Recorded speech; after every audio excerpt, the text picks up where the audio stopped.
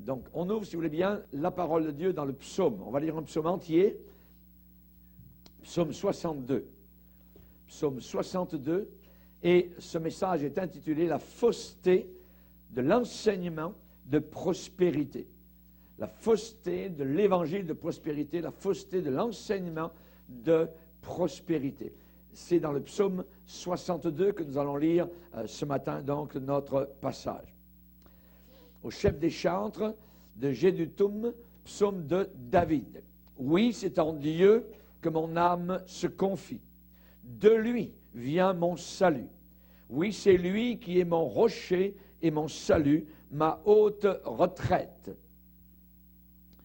Je ne chancellerai guère. Jusqu'à quand vous jetterez-vous sur un homme? Chercherez-vous tous à l'abattre, comme une muraille qui penche, comme une clôture qu'on renverse. Il conspire pour le précipiter de son poste élevé. Ils prennent plaisir aux mensonges. Ils bénissent de leur bouche et ils maudissent dans leur cœur. Pause pour réfléchir. Oui, mon âme, confie-toi en Dieu, car de lui vient mon espérance. Oui, c'est lui qui est mon rocher et mon salut, ma haute retraite. Je ne chancellerai pas. Sur Dieu repose mon salut et ma gloire. Le rocher de ma force, mon refuge est en Dieu. En tout temps, peuple, confiez-vous en lui. Répandez vos cœurs en sa présence. Dieu est notre refuge.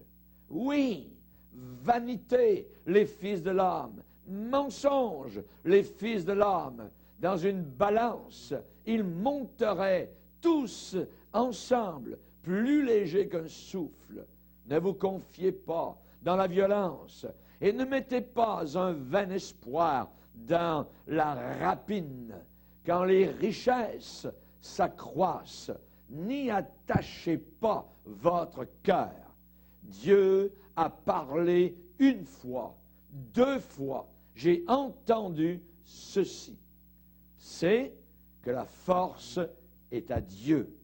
À toi aussi, Seigneur, la bonté, car tu rends à chacun selon ses œuvres. Amen. Amen. Père, nous voulons te bénir pour la lecture de ta parole. Nous te remercions, Seigneur, car c'est en toi que nous nous confions. C'est toi qui es notre ressource.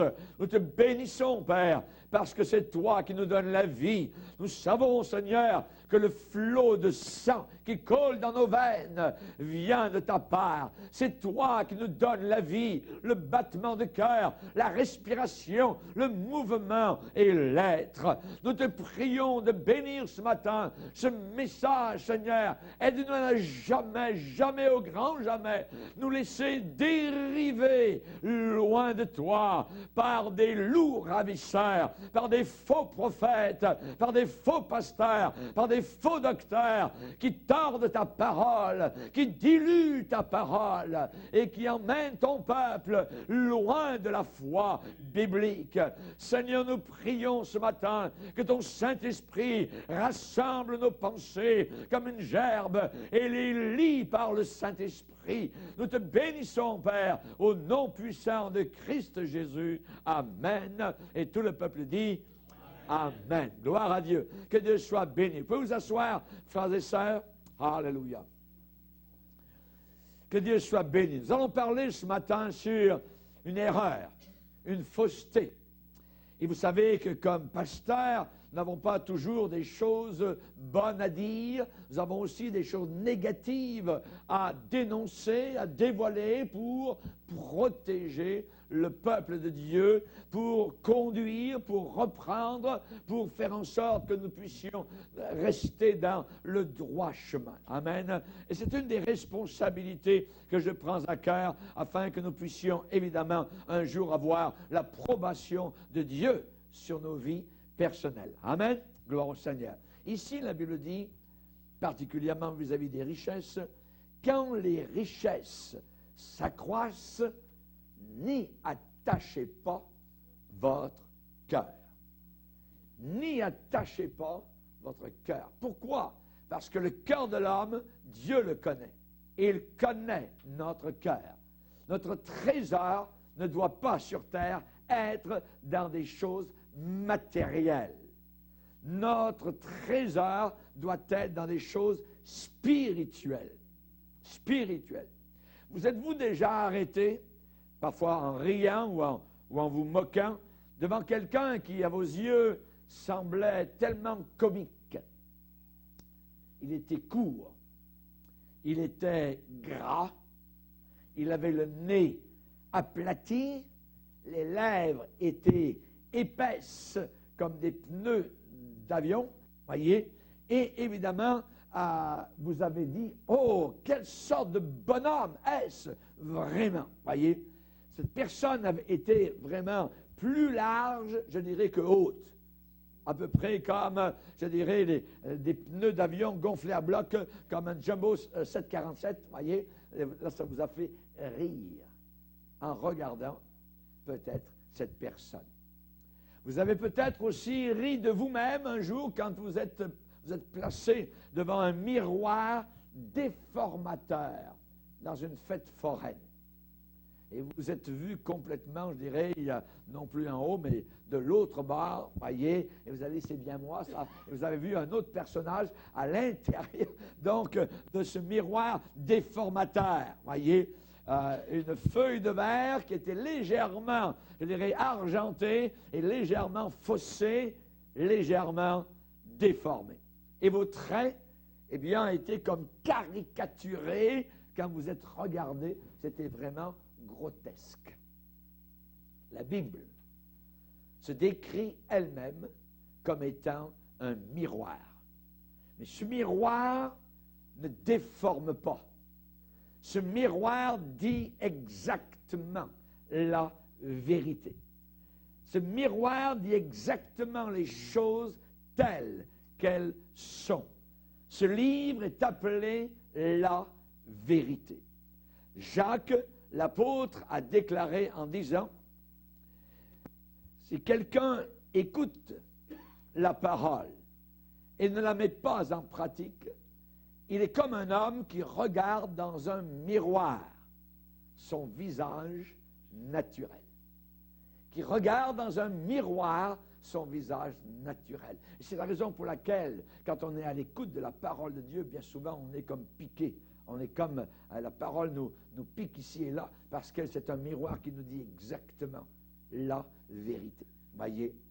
Et il est dit, si quelqu'un écoute la parole de Dieu, mais ne la met pas en pratique, c'est comme quelqu'un qui regarde comment il est dans un miroir, voyez, et peut-être que le miroir lui dit, bien, tu es sale ici sur une joue. Hein, attention, tu t'es rasé juste sur un côté du visage, ou ainsi de suite. Le miroir va dire, voyez, exactement. Mais si quelqu'un ne met pas en pratique la parole, et après s'être regardé, s'en va et oublie aussitôt comment il était, il est dit que cette personne, c'est celui qui écoute la parole de Dieu et qui ne la met pas en pratique. Qui ne la met pas en pratique. Elle est un miroir.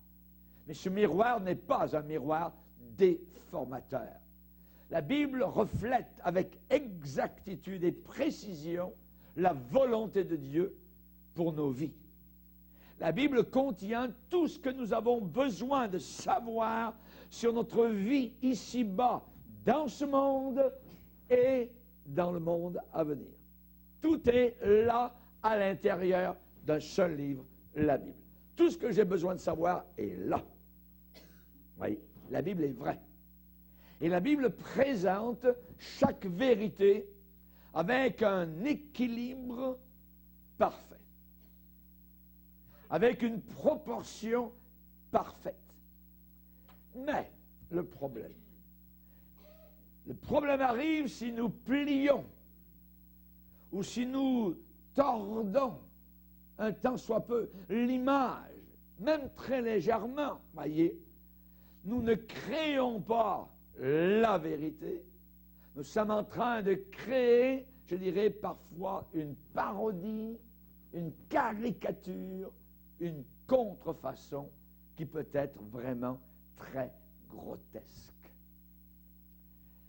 La vérité poussée à l'extrême, la vérité poussée, la vérité qui est forcée, la vérité qui est poussée aux extrêmes devient une hérésie, une fausse doctrine.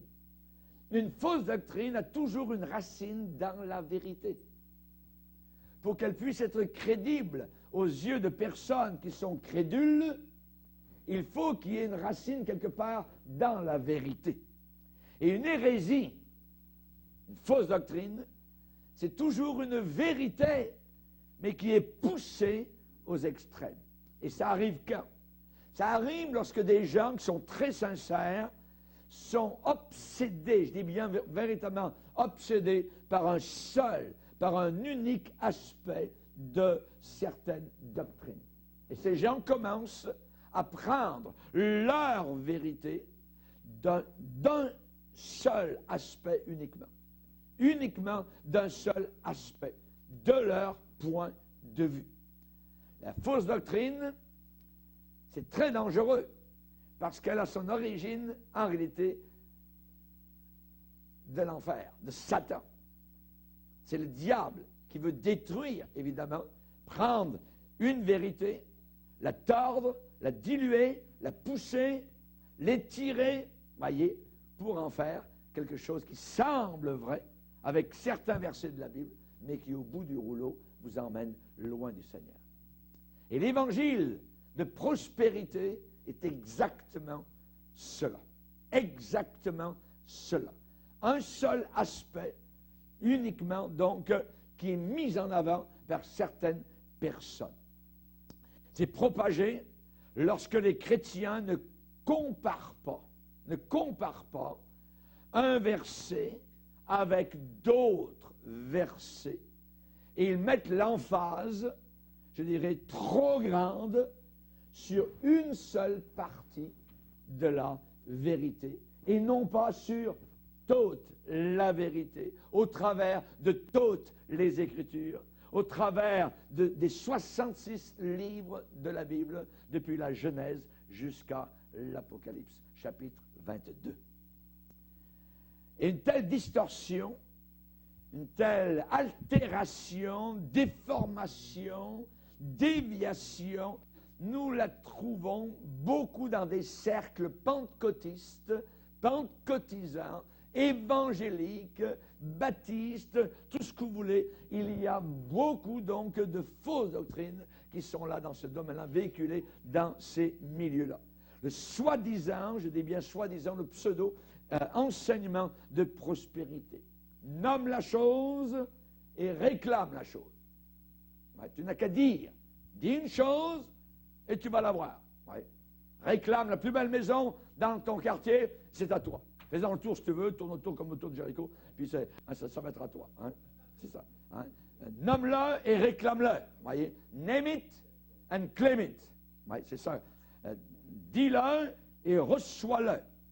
L'apôtre Paul a dit, nous n'altérons pas la parole de Dieu. Nous sommes des vrais ministres. Nous ne changeons pas la parole de Dieu. Nous ne la tordons pas, voyez. Nous ne la poussons pas, voyez. Il va dire, nous n'altérons pas la parole de Dieu. L'apôtre Pierre va dire, en parlant de personnes, en disant, ces personnes ont deux choses. Elles sont ignorantes et mal affermies. Ignorantes, ça veut dire qu'elles ne savent pas. Mal affermies, ça veut dire que leur base n'existe pas ou est totalement donc chambranlante. Mal affermies. Et ces personnes-là, ayant ces deux caractéristiques, Pierre va dire, ils tordent le sens des Écritures pour leur propre ruine. Pour leur propre ruine, on parle de ruine éternelle. On parle de perdition, on parle d'enfer. C'est très dangereux de prendre ce livre et d'en faire ce qu'on veut, voyez. Donc, nous voyons qu'une fausse doctrine est propagée lorsque des chrétiens placent une emphase excessive, abusive, sur une seule partie de la vérité, et non pas sur la vérité dans sa totalité, en comparant des versets avec d'autres versets. Et comme beaucoup de faux enseignements, cette doctrine de prospérité, eh bien, trouve des supports. Il trouve des supports, à la fausse doctrine, autant dans l'Ancien Testament que dans le Nouveau Testament. Mais cette doctrine, cet évangile, ce faux évangile de prospérité, eh bien, il fleurit, ça marche, plus particulièrement dans des sociétés comme la nôtre, qui sont remarquées, notées pour leur cupidité, pour leur avarice et leur matérialisme. États-Unis, Canada, Angleterre, Europe de l'Ouest, et on voit que tous ces pays, voyez, sont cupides, sont matérialistes, et le diable a trouvé des faux docteurs pour, je dirais, appâter des chrétiens crédules qui croient que lorsqu'ils vont suivre le Seigneur, ils vont soudain devenir très riches. C'est très dangereux. L'évangile de prospérité a des grands noms. Derrière lui, Oral Roberts, qui est décédé, T.L. Osborne, avec sa femme Daisy, Kenneth Hagin, Kenneth Copeland, Marilyn Hickey, Jim Baker, disgracié, qui un jour est rentré en prison avec des menottes à la main, ainsi de suite. Maurice Cerullo, Robert Schuller, Joel Austin. En Angleterre, vous avez le pasteur Michael Bassett à Londres, et il y en a d'autres qui me sont notés, comme Josh Mayer, Kenneth Copeland, je l'ai dit, Juanita Binum, d'autres aussi, Rod Pasley, il y en a d'autres, Bon. Mais, simplement pour vous donner différents noms, voyez, pour vous montrer l'éventail de ces gens à peu près. Si un jour vous entendez parler de ces gens-là, vous saurez à qui vous avez affaire. Le renseignement sur ce point n'est pas selon les Écritures. Le renseignement est défectueux. Quel est le message de base de leur enseignement? Le message de base de leur enseignement, c'est que lorsque Jésus-Christ est mort sur le calvaire, ça n'a pas seulement été un salut spirituel pour nous sauver du péché, de la mort et de l'enfer, mais Jésus a ouvert pour tous les croyants une nouvelle relation avec Dieu qui incluait des bénédictions physiques, matérielles, donc, et pour le moment présent. On nous dit que ces bénédictions, ces promesses de bénédiction nous arrivent exactement de la même façon que le salut, c'est-à-dire par la foi. Et cela a monté ce qu'on a appelé aujourd'hui le hyperfaith, la super foi, le mouvement donc de la foi. Et tous ces gens que je viens de citer font partie de ce mouvement faux. Kenneth Hagin, qui est décédé maintenant depuis quelques années, et je vais vous citer par exemple ce qu'il dit. Dieu m'a dit, ne prie plus pour l'argent. Proclame simplement ce dont tu as besoin. Dis, Satan, ôte tes mains de mon argent, car c'est Satan qui t'empêche de l'avoir, pas moi. Proclame-le, car c'est ici sur la terre. Satan en a le plus gros contrôle, car il est le Dieu de ce monde. Dis, je proclame, j'exige, je demande, nomme ce dont tu as besoin, ce que tu veux. Ça, c'est ce que Kenneth Hagin, qui est suivi par tous ces gars-là, sont en train d'enseigner. Et Hagin dit que la foi est la réponse à notre besoin financier. Et si vous n'avez pas la foi, vous allez vivre dans le péché, et votre péché, vous savez quel il sera? C'est d'être pauvre. C'est un péché d'être pauvre. Vous vous rendez compte? Le crachat à tous nos frères et sœurs qui, dans le tiers-monde, vivent avec 2 $ par jour. C'est abominable. Et qui ont plus de foi, parfois, que beaucoup de chrétiens du monde occidental riche. Hagin dit que la foi est la réponse à notre besoin financier. Et je cite, la foi, C'est la même dans chaque domaine, dit-il, dans chaque sphère. La foi pour les finances œuvre exactement comme la foi pour la guérison ou la foi pour le baptême dans le Saint-Esprit ou pour le salut. Ça, c'est dans son livre « How God Taught Me About Prosperity ». Comment Dieu m'a enseigné sur la prospérité, daté de 1985, pages 17 et 18. C'est complètement faux. Michael Bassett, le pasteur de Londres, écrit dans la même veine. Ne savez-vous pas que le salut est une chose qui se continue? Ça apporte la délivrance, la préservation, la guérison pour votre cœur et tous vos besoins, esprit, corps, âme, financièrement et socialement. Comment Dieu va-t-il l'accomplir? Je vous le dis, par une foi vivante. Son livre à lui, Believing is Receiving, page 19. Oui. Croire, c'est recevoir. Yonggi Cho, plus grosse église pentecôtiste au monde en Corée du Sud, à Séoul. Il a dit, mettez de côté la pensée que la bénédiction spirituelle et le ciel sont tout ce dont nous avons besoin et que les bénédictions matérielles sont hors de question pour nous. Le salut que Jésus a apporté pour nous a la même puissance dans le monde matériel que dans le monde spirituel, c'est-à-dire la prospérité. Et la prospérité, dit-il, est un attribut de Dieu. Conséquemment, si nous sommes sauvés totalement dans nos corps, âme et esprit, le résultat naturel, c'est que nous devrions prospérer dans tous les domaines de notre vie. Son livre, But God is Good, mais Dieu est bon, 1987, pages 54 et 55. Des gens dans ce domaine-là, dans ce mouvement d'hyperfoi, ont déclaré que c'est un péché, notez bien, que d'être pauvre. C'est abominable. C'est abominable. C'est un mensonge. C'est un péché d'être un pécheur. Mais ce n'est pas un péché d'être pauvre. Ce n'est pas un péché d'être pauvre. Je vais vous citer ce que la femme de T.L. Osborne a déclaré. Daisy Osborne. Et ça va vous donner une odeur de l'enseignement de prospérité. Elle dit, la pauvreté est du diable, comme la maladie et l'oppression, ou toute autre chose qui empêche ou limite votre bonheur personnel, votre sécurité, votre estime de vous-même, ou votre propre accomplissement dans la vie comme personne humaine avec dignité. Les volontés de votre Père, c'est que vous partagiez la prospérité financière pour sa gloire et pour son œuvre. Son livre, à elle, Financial Security for Women. La sécurité financière pour les femmes, 1987, page 23. Le dénominateur commun de tous ces extraits, c'est un péché d'être pauvre, imaginez. Le manque de foi est un péché. La foi va t'apporter de l'argent autant que les bénédictions spirituelles.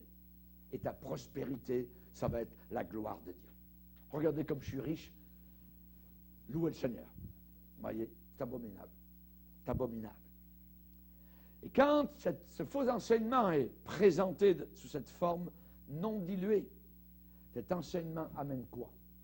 Cet enseignement amène des troubles, des ravages, des dégâts, la dévastation parmi des chrétiens naïfs, crédules, gobe-mouches. Et beaucoup de chrétiens pentecôtistes sont dans ce bateau-là. Beaucoup de dommages au corps de Christ. Et beaucoup de milieux maintenant ont leurs prophètes qui viennent prophétiser, et ils prophétisent toujours des choses agréables. Un de ces prophètes a dit à quelqu'un, d'ici le 31 décembre, tu n'auras plus aucune dette. Le gars est reparti chez lui, c'était merveilleux, tout ça, et il a commencé à dépenser en carte de crédit, ainsi de suite.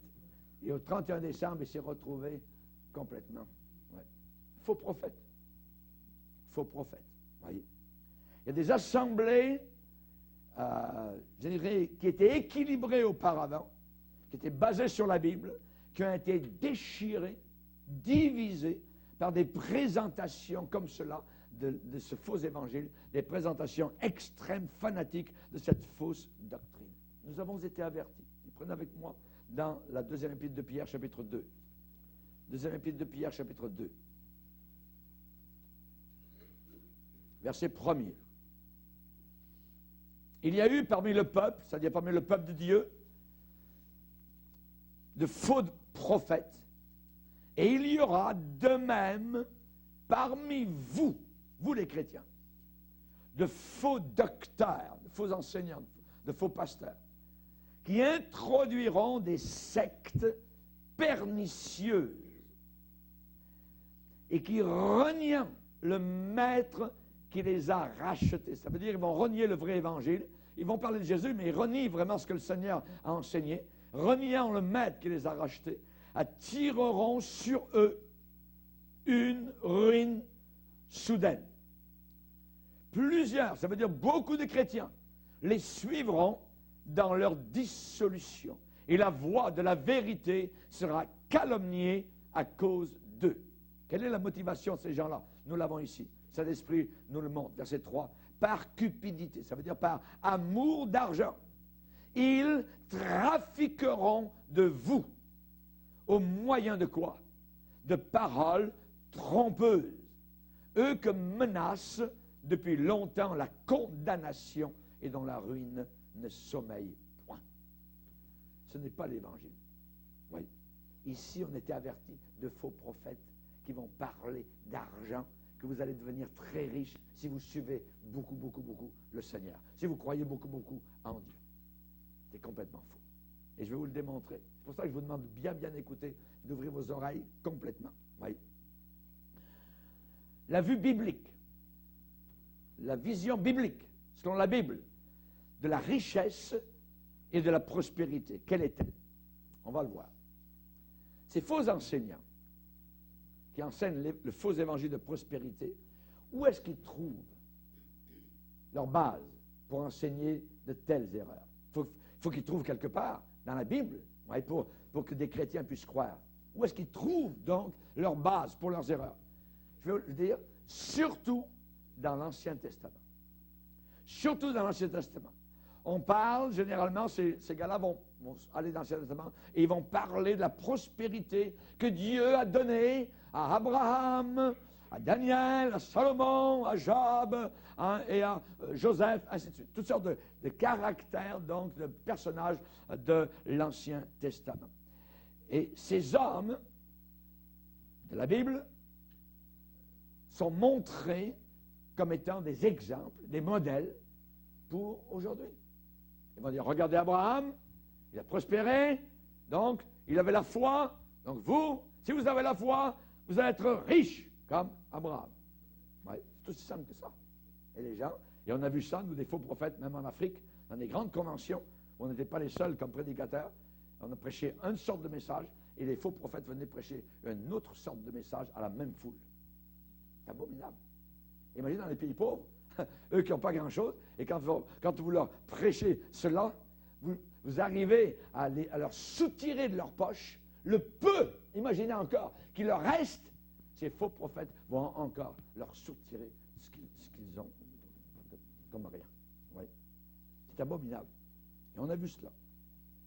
Évidemment, donc, ces hommes de Dieu, on va dire, Abraham, qui sont montrés comme exemple, Daniel, Jacob, ainsi de suite, ces hommes sont montrés comme étant des modèles pour aujourd'hui. Et on va leur dire, ils ont prospéré financièrement, matériellement, à cause de leur foi en Dieu.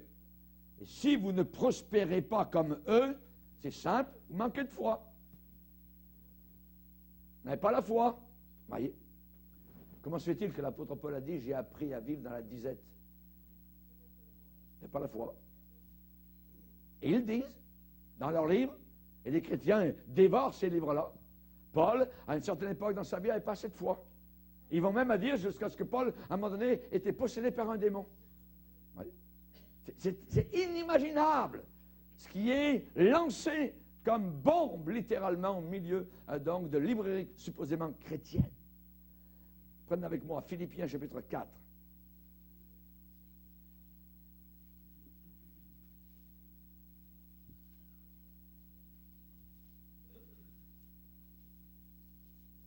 Ici, au verset 10, l'apôtre Paul remercie donc les Philippiens qui l'ont aidé dans une sorte de collecte financière pour l'aider dans son ministère. Et il l'avait reçu, donc, de leur part. Il dit, j'ai éprouvé une grande joie dans le Seigneur de ce que vous avez pu enfin renouveler l'expression de vos sentiments pour moi. Vous y pensiez bien, mais l'occasion vous manquait.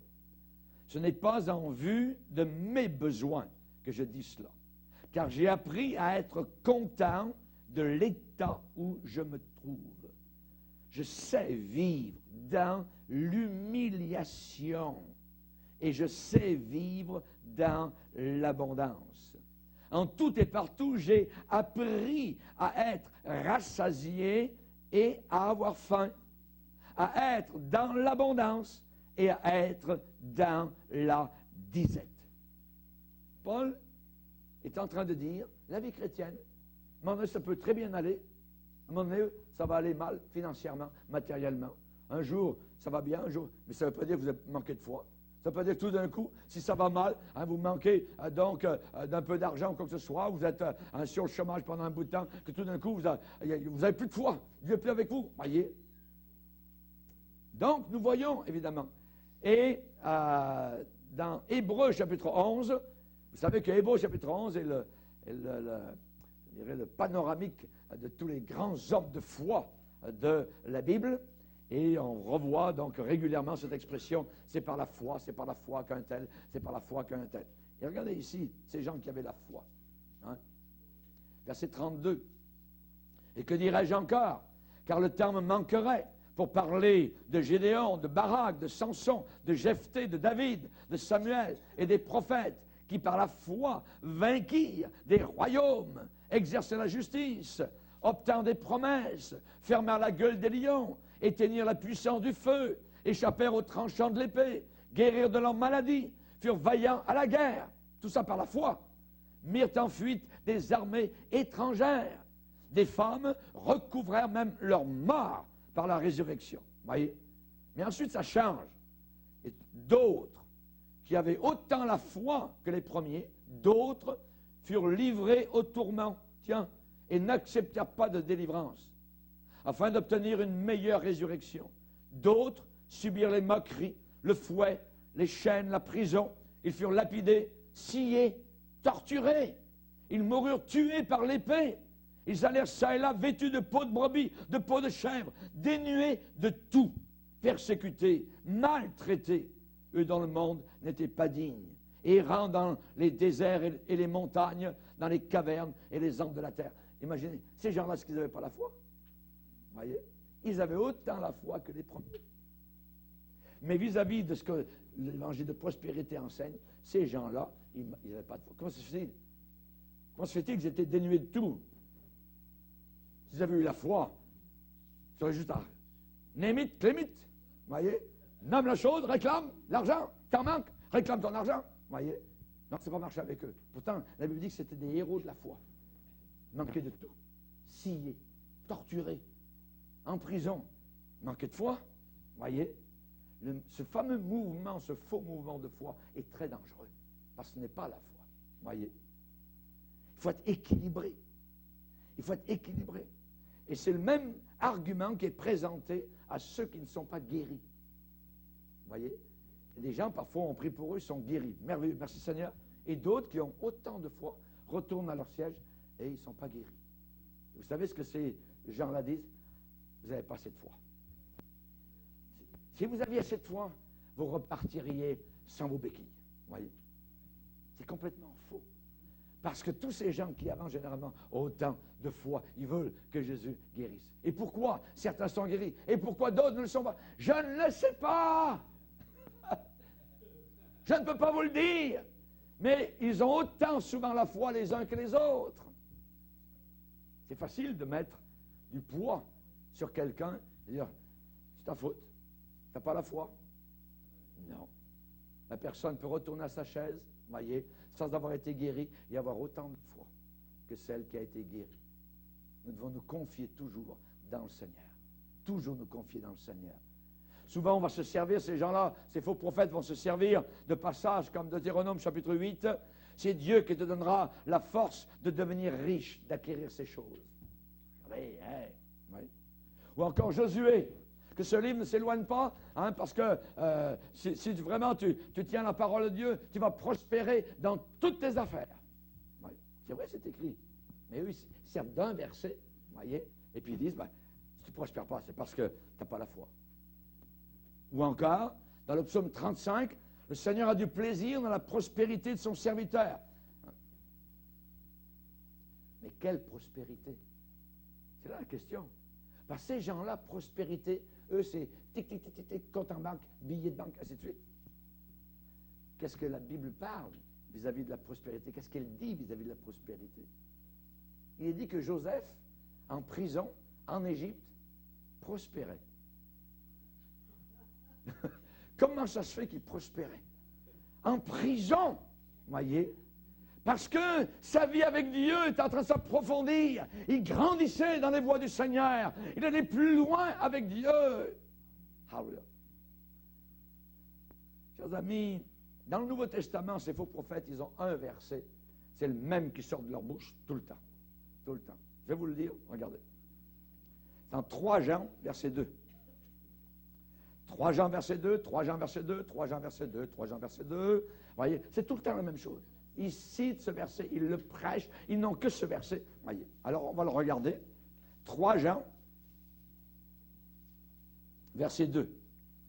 Bien-aimé, je souhaite que tu prospères à tous égards et sois en bonne santé comme prospère l'état de ton âme. Et ils disent, regardez, Dieu veut que vous soyez riches. Ils prennent ce verset-là. Et les chrétiens qui sont crédules, c'est vrai, c'est écrit, je souhaite que tu prospères à tous égards. Normalement, je devrais avoir un plus gros char, une plus grosse maison, un petit boat ici, là, et puis un petit ça ici.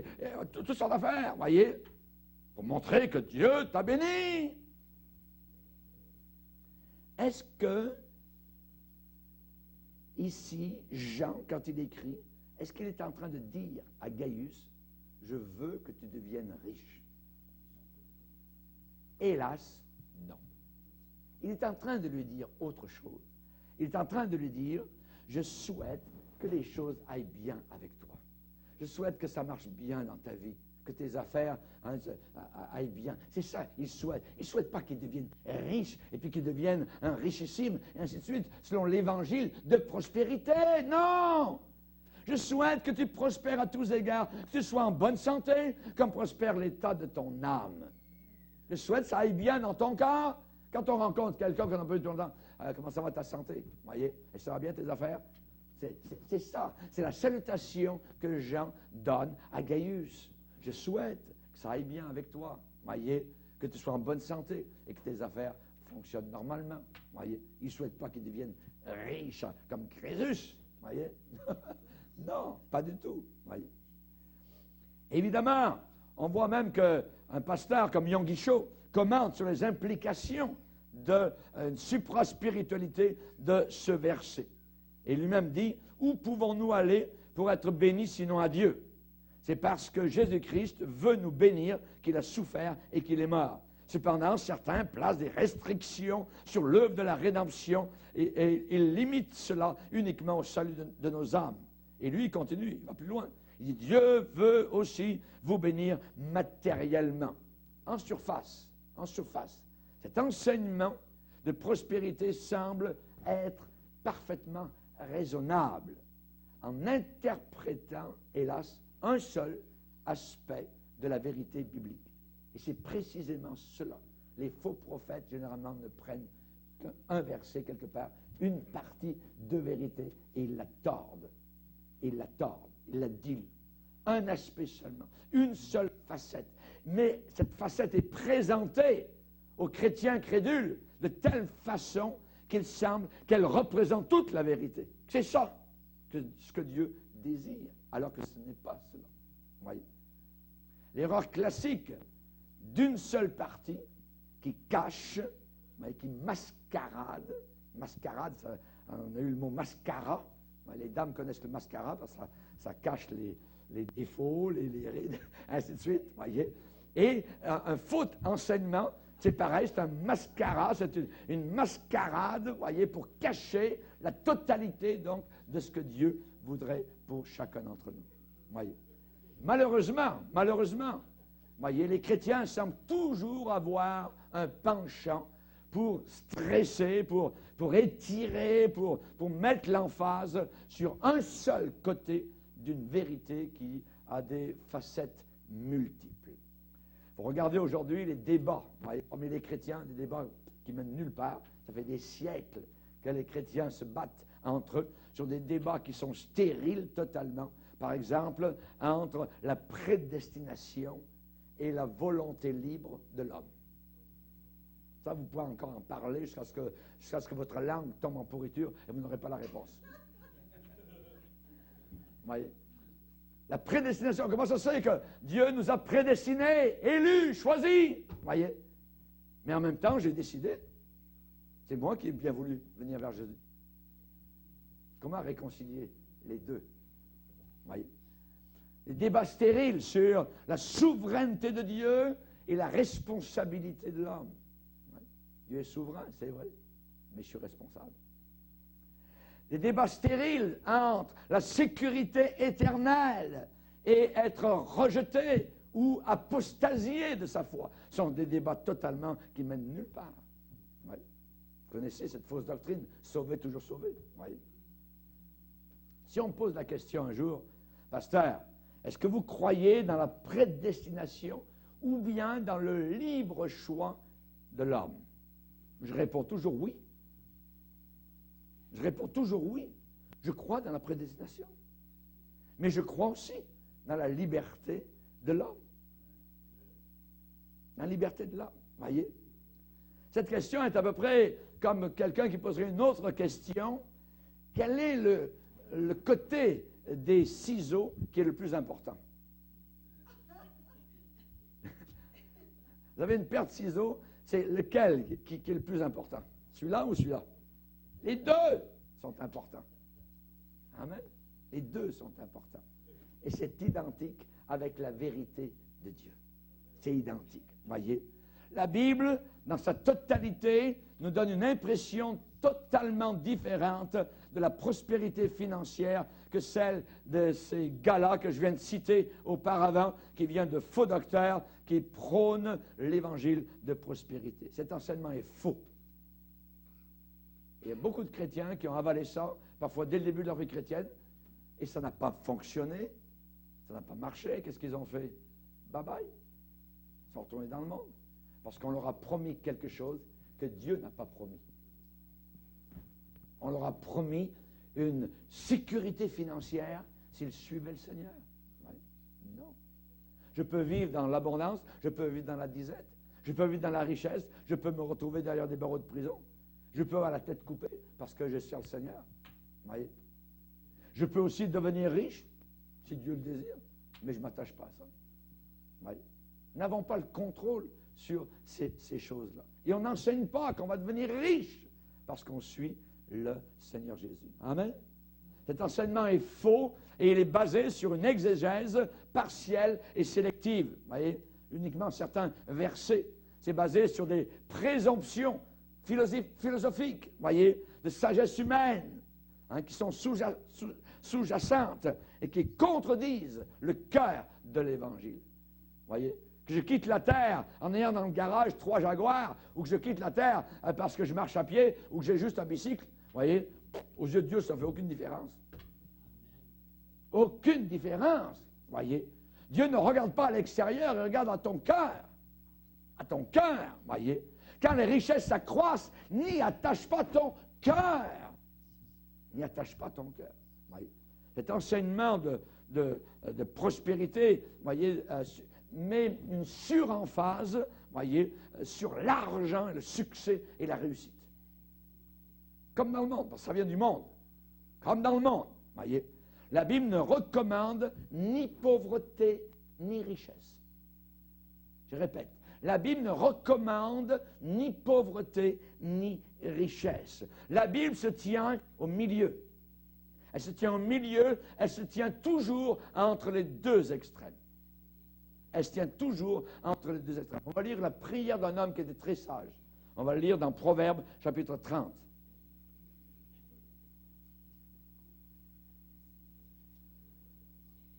Proverbe chapitre 30, c'est un homme qui s'appelle Agur, fils de Jaquet, et au verset 7, il demande deux choses au Seigneur. Ne me les refuse pas avant que je meure. La première chose, éloigne de moi la fausseté et la parole mensongère. La deuxième chose que je te demande, Seigneur, ne me donne ni pauvreté ni richesse. Accorde-moi le pain qui m'est nécessaire, de peur que dans l'abondance, je ne te renie et ne dise qui est l'Éternel, ou que dans la pauvreté, je ne dérobe et ne m'attaque au nom de mon Dieu. Voyez la sagesse? Ne me donne ni pauvreté ni richesse. Le pain qui m'est nécessaire. Voyez? Le pain qui m'est nécessaire. C'est sage, voyez? La parole de Dieu nous montre l'exemple d'hommes justes, d'hommes droits et d'hommes méchants qui ont prospéré matériellement. Les pauvres petits chrétiens, ils pensent que c'est... Regardez, je suis béni, regardez, j'ai le genre de char que je conduis, le genre de maison que j'habite, hein, c'est Dieu qui m'a béni. Voyez? Peut-être, je ne dis pas non. Mais le païen qui habite juste à côté de vous, lui, il ne croit pas à Dieu, puis il blasphème tous les jours, puis il est aussi béni que vous. Puis il habite une aussi belle maison, puis il a un aussi beau char. Voyez? C'est bon de réfléchir. Celui qui réfléchit trouve des réponses. Voyez? La Bible nous montre l'exemple d'hommes justes qui ont prospéré matériellement, mais la Bible nous montre aussi l'exemple d'hommes méchants qui ont prospéré matériellement. Qui ont prospéré matériellement. Voyez? Regardez Psaume 73. Psaume 73, verset 3, verset 2 et 3, il dit, j'étais sur le point de glisser, mon pied allait fléchir. Pourquoi? Parce que je portais envie aux insensés. Il était jaloux des fous. Jaloux des insensés, imaginez. En voyant quoi? Il a regardé le bonheur des méchants. Les méchants sont heureux. Nous, on pense que les méchants sont malheureux. Voyons donc, ils sont heureux. Voyez? Nous savons qu'ils ne connaissent pas le bonheur que nous connaissons. Mais ils sont heureux. À leurs yeux, tout va bien. Regardez, il le dit. Rien ne les tourmente jusqu'à leur mort. Leur corps est chargé d'embonpoint. Ça va bien dans la cuisine. Parfait. Voyez? Voyez? Ils n'ont aucune part aux souffrances humaines. Ils sont point frappés comme le reste des hommes. Aussi, l'orgueil leur sert de collier. La violence même. Et le vêtement qui les enveloppe. L'iniquité sort de leurs entrailles, les blasphèmes. Ils s'en foutent complètement. Voyez? Ils raillent. En verset 8, ils parlent méchamment d'opprimés. Ils profèrent des discours hautains, orgueilleux. Ils élèvent leur bouche jusqu'aux cieux. Et leur langue se promène sur la terre. Et lui, le petit chrétien, il dit, mais voyez, verset 13, c'est donc en vain, il est totalement désappointé. C'est donc pour rien que j'ai purifié mon cœur, que j'ai lavé mes mains dans l'innocence. Et verset 15, il réfléchit. Si je disais, je veux parler comme eux. En moi, voyez, je vais suivre leur exemple. Il dit cependant, voici, je trahirai la race de tes enfants. Verset 16. Quand j'ai réfléchi là-dessus pour m'éclairer, la difficulté fut grande à mes yeux. Jusqu'à quand? Jusqu'à ce que j'eusse pénétré dans les sanctuaires de Dieu. Discernement. Et après, il va dire, et que j'eusse pris garde au sort final des méchants. Oui, tu les places sur des voies glissantes, tu les fais tomber, les mets en ruine. Et quoi? En un instant, les voilà sur la page des décès. Monsieur vient de décéder. Voyons, bon, mais je vais parler lundi. Le monsieur dont la langue se promenait tout autour de la terre, qui avait l'embonpoint, qui blasphémait, Puis ton Dieu, toi, regarde-moi, tout va bien. Pas malade, voyez, pas de cancer, jamais à l'hôpital. Voyez. Tout d'un coup, le sort final des méchants. C'est ça qui est écrit, voyez. C'est ça qui est écrit. Donc, la parole de Dieu nous montre l'exemple d'hommes justes qui ont prospéré matériellement, mais aussi d'hommes méchants qui ont prospéré matériellement. Amen. Donc, n'enviez pas les pécheurs. Et la parole de Dieu nous montre aussi l'exemple d'hommes bons qui ont été pauvres. Et aussi d'hommes méchants qui ont été pauvres. Donc, ça ne vient pas parce que vous servez le Seigneur de tout votre cœur, puis tout ça, que vous aimez le Seigneur, que vous allez devenir très riche. Je suis en train de vous le dire, là. Écoutez bien. Ouais. Montrez la différence. Jésus a dit, les terres d'un homme riche avaient beaucoup rapporté. Tiens. Les terres d'un homme riche avaient beaucoup rapporté. Et vous savez comment il est mort, lui aussi, du soir au lendemain. Il a dit, ben, je vais préparer ma retraite, j'irai en Floride, tout ça, puis, je vais abattre mes greniers, je vais construire plus grand, la business, ça roule, ça fonctionne, c'est merveilleux, tout ça. Et Dieu dit, t'es un fou, t'es un insensé. Cette nuit même, ton âme te sera redemandée. Et ce que tu as amassé, ça va être pour qui? Voilà un homme qui n'était pas riche pour Dieu. C'est ce que le Seigneur enseigne dans Luc chapitre 12. Voyez. Dans l'Ancien Testament, il est dit qu'il y avait un homme fort riche qui s'appelait Nabal. Un homme très riche qui avait épousé une femme intelligente, mais lui c'était un fou. Et souvent il était complètement chaud, complètement sous, littéralement, et il est mort, jugé par d'une syncope. Son cœur s'est arrêté, du temps de David. Vous regardez son histoire. C'était un homme, voyez, qui était très riche. Nabal. Nabal, l'histoire de Nabal. Oui. Il y a un homme qui est en enfer. Aussi, Jésus en a parlé dans Luc 16. C'est-à-dire que c'est un homme riche qui menait joyeuse et brillante vie sur la terre. Un homme de joie. Vous l'auriez accepté chez vous dans la maison. Un homme ouvert, un homme wide open, un homme, je dirais, vraiment agréable. Autour de sa table, ça riait du début jusqu'au dessert. Joyeuse vie. Joyeuse vie, brillante vie. Ouais. Ça fonctionnait sur la terre. Ouais, mais en enfer, ça ne fonctionne plus. Plus rien fonctionne. Voyez. Donc, écoutez bien la conséquence de ce que je viens de vous dire. Il n'y a aucun lien logique entre le succès matériel et la spiritualité. J'aimerais graver ça dans votre cœur. C'est très important. Il n'y a absolument aucun lien logique et biblique entre le succès matériel et la spiritualité authentique et biblique. Alléluia. Attention à l'enseignement de prospérité. Ça peut séduire des chrétiens qui sont déjà riches et qui en veulent plus. Sont cupides, en leur faisant ressentir qu'ils sont extra saints, voyez, ou très forts dans la foi, alors que des croyants pauvres, voyez, sont à la maternelle spirituelle. Voyez le mensonge, voyez la pas du diable. Et souvent, il y a des gens très pauvres. Nous avons voyagé avec mon épouse au travers du monde. Parfois, il y a des gens qui n'ont qu'une chemise. Mais ils ont une joie du Seigneur, ils rayonnent de tout leur cœur. Ils sont riches dans le Seigneur. Que le pauvre dise, je suis riche. Le Seigneur est venu vers une église persécutée à Smyrne. Le Seigneur dit, je sais que tu es pauvre. Je sais que tu as peu de biens matériels. Cependant, tu es riche.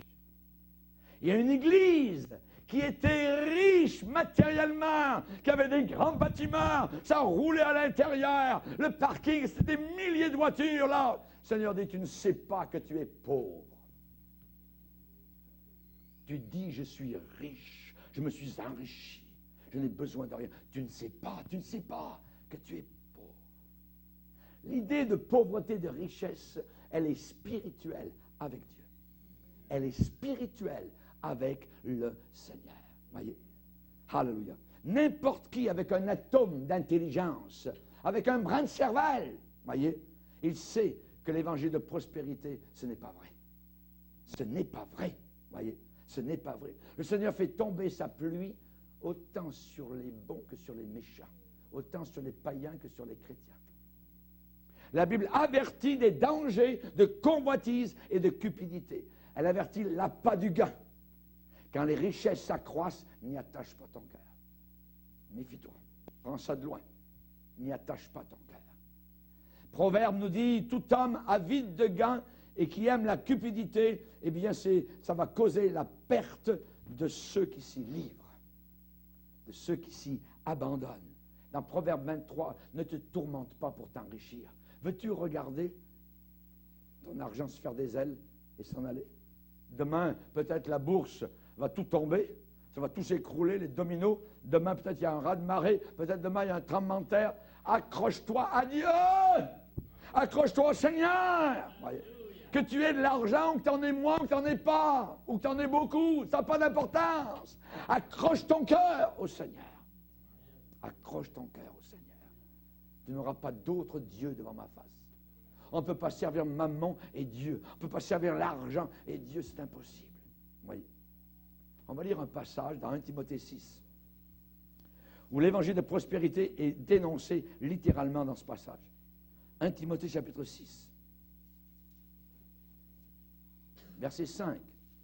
On parle ici de fausses doctrines, de ne pas s'attacher aux saines paroles du Seigneur Jésus-Christ. Et il est dit au verset 5, on parle ici d'hommes corrompus d'entendement. Ça veut dire pourris dans leurs pensées, pourris dans leurs croyances, d'hommes corrompus d'entendement, privés de la vérité. Privés de la vérité. Et croyants, croient quoi? Ils croient que la piété est une source de gain, ça veut dire une source d'argent.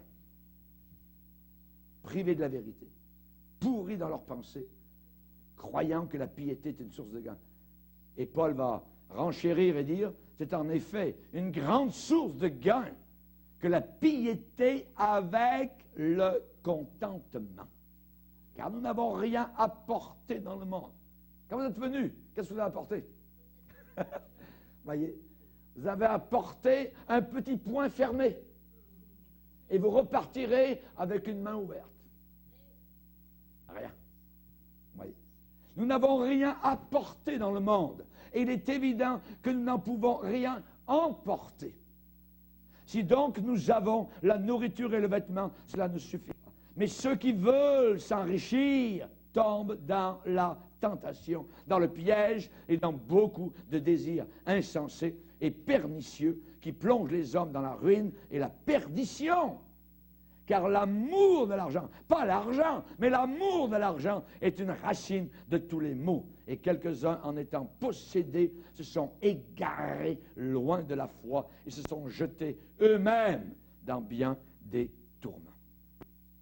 Ici, nous avons la dénonciation de l'évangile de prospérité. Il y a toute une église brésilienne qui s'appelle l'Église universelle, qui enseigne, je dirais, à 100 000 à l'heure, l'évangile de prospérité. Elle fait des ravages, même en Afrique, dans le monde entier, en Europe, ici sur le continent nord-américain. Méfiez-vous quand vous voyez Église universelle. C'est une fausse église qui enseigne à partir de la vérité l'évangile de prospérité. L'argent n'est pas méchant. L'argent est neutre. C'est neutre. L'argent, c'est inodore. Voyez, ça n'a pas d'odeur, ça n'a pas de couleur, c'est incolore. Mais quand il y a, je dirais, amour, possession d'argent, et quand cela, quand vous avez cela dans votre cœur, c'est une indication d'un succès spirituel. L'indication, supposément, que c'est une grande foi en Dieu. La tentation inévitable, c'est de continuer à poursuivre, à continuer vers un succès matériel et financier. C'est une tentation. Chers amis, un chrétien qui possède beaucoup d'argent, ce n'est pas une preuve de son calibre personnel avec le Seigneur. Pas du tout. Jésus-Christ est la réponse aux besoins de l'homme et non pas à sa cupidité. Jésus-Christ est une réponse aux besoins de l'homme, mais pas à la cupidité de l'homme. On a vu la rencontre que Jésus a eue avec le jeune homme riche. Jésus a dit qu'il sera difficile à ceux qui sont attachés, à ceux qui aiment les possessions, à ceux qui aiment l'argent, d'entrer dans le royaume de Dieu. D'entrer dans le royaume de Dieu. Voyez.